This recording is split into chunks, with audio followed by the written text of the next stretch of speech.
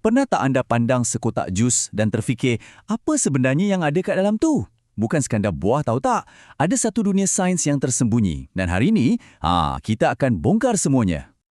Dengar ni, apa kaitan sekotak jus dengan fizik, kimia dan sains roket? Bunyi macam soalan cupu mas kan? Tapi jawapannya memang ada kaitan. Ya, betul. Semuanya ni berkisar tentang satu bidang yang, memang hebat. Kejuruteraan makanan. Baiklah, jom kita mulakan penyiasatan kita. Nampak macam senarai subjek yang biasa je kan? Tapi sebenarnya, anggap je ni macam peta harta karun. Setiap baris dalam rangka kursus ni, itulah petunjuk yang akan bawa kita kepada rahsia jus kegemaran anda. Jadi, dengan peta ni di tangan, kita akan ikut satu penggambaran yang epik dari ladang terus ke meja sarapan anda. Okey, misi kita jelas. Kita akan jejak perjalanan buah-buahan tu dan tengok macam mana ia melalui macam-macam proses saintifik. Setiap hentian dalam peta kita ni akan dedahkan satu prinsip kejuruteraan yang memang penting gila. Inilah 4 perhentian utama kita. Mula-mula, sains aliran. Macam mana cecair bergerak dalam kuantiti yang banyak. Lepas tu, sains keselamatan. Macam mana nak pastikan jus tu tahan lama. Ketiga, campuran sempurna. Rahsia rasa yang konsisten. Dan yang terakhir, peralatan yang tepat. Jentera-jentera hebat yang buat semua ni jadi kenyataan. Dan sedia, jom! Okey, hentian pertama kita, sains aliran. Fikirkanlah, sebelum apa-apa boleh jadi, jus tu kena bergerak dulu. Dan kita bukan cakap pasal gerakan secawan dua cawan tau. Kita cakap pasal skala besar. Cuba bayangkan, bukan satu jug tapi beribu-ribu galon jus kena dialirkan setiap jam. Macam mana nak buat? Nak pastikan semuanya lancar, tak ada yang tersumbat, tak ada pembaziran. Ini bukan kerja pasang paip kat rumah. Ini masalah fizik, tapi dalam skala industri. Jawapannya terletak dalam satu bidang yang dipanggil mekanik bendalir. Senang cerita, inilah sains yang kaji macam mana cecair dan gas ni berkelakuan. Ia macam buku manual atau buku peraturan yang wajib dipatuhi oleh setiap titisan jus dalam kilang tu.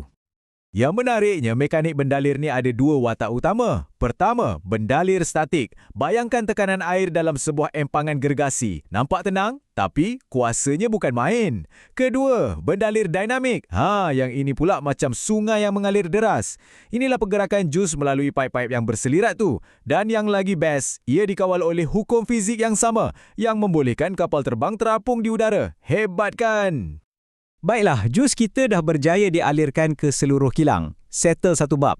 Tapi, cabaran seterusnya lagi besar. Macam mana nak pastikan jus tu bukan saja sedap, tapi yang paling penting, selamat untuk diminum? Ini soalan yang sangat-sangat penting. Macam mana jus dalam kotak tu boleh tahan berbulan-bulan atas rak kedai tanpa rosak? Rahsianya bukan semata-mata bahan pengawet tau, tapi ia melibatkan satu aplikasi sains yang memang bijak. Dan untuk itu, selamat datang ke dunia termodinamik. Ya, termodinamik. Inilah sains tentang haba dan tenaga. Dan dalam industri makanan, ia adalah senjata paling ampuh untuk melawan musuh yang kita tak nampak dengan mata kasar. Mikroorganisma, si penyebab makanan jadi rosak. Jadi apa kuncinya? Kawalan. Kawalan mutlak ke atas haba. Jurutera makanan ni, dia macam chef yang sangat teliti. Tapi, dapur dia ialah haba, bukan api. Dia akan masak jus tu pada suhu dan masa yang betul-betul tepat. Cukup panas untuk bunuh bakteria jahat, tapi tak terlalu panas sampai musnahkan vitamin dan rasa buah tu. Proses ni kita panggil pempasturan. Okey, jus kita sekarang dah selamat, dah stabil. Tapi, ada satu lagi rahsia besar. Pernah tak perasan kenapa rasa jus oren yang anda beli hari ni sama sebiji macam yang anda beli bulan lepas? Macam mana tu? Jawapannya, ketepatan matematik. Semuanya bermula dengan satu hukum asas alam. Jisim tak boleh dicipta atau dimusnahkan.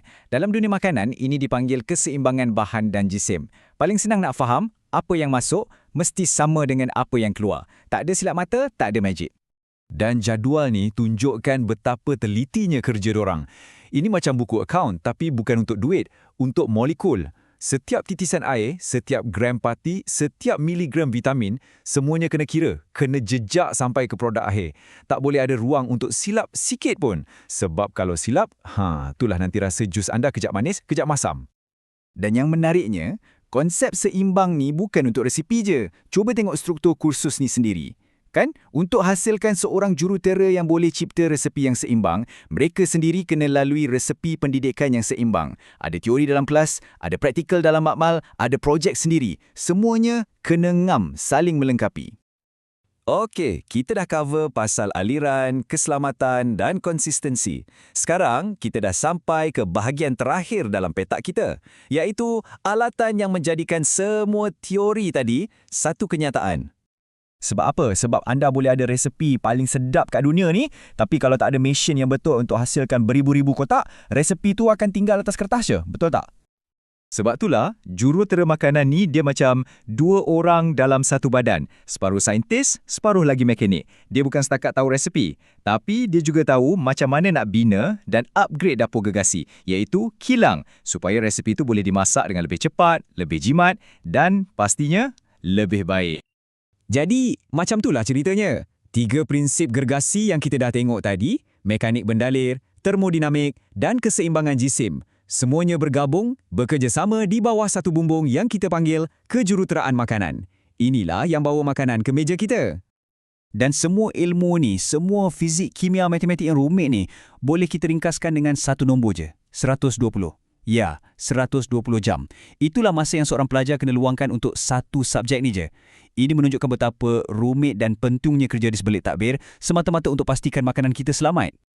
Jadi, kita kembali semula ke peta harta karun kita di awal tadi. Matlamat rasmi kursus ni bunyinya macam ringkas je kan? Memberi pendedahan prinsip asas. Tapi selepas apa yang kita dah bongkar hari ni, kita tahu kan di sebalik perkataan prinsip asas tu ada satu dunia sains yang sangat kompleks dan jujurnya sangat mengagumkan. Jadi, lain kali anda tuang segelas jus, ingatlah kisah di sebaliknya. Kisah tentang aliran bendalir, pertempuran dengan haba dan keseimbangan yang sempurna. Dan semua ni membawa kita kepada satu soalan besar untuk masa depan. Dunia makin sesak, sumber makin kurang. Jadi, apakah resepi kejuruteraan baru yang generasi akan datang perlu cipta? Bukan lagi untuk rasa, tapi untuk kelangsungan hidup kita semua. Fikir-fikirkanlah.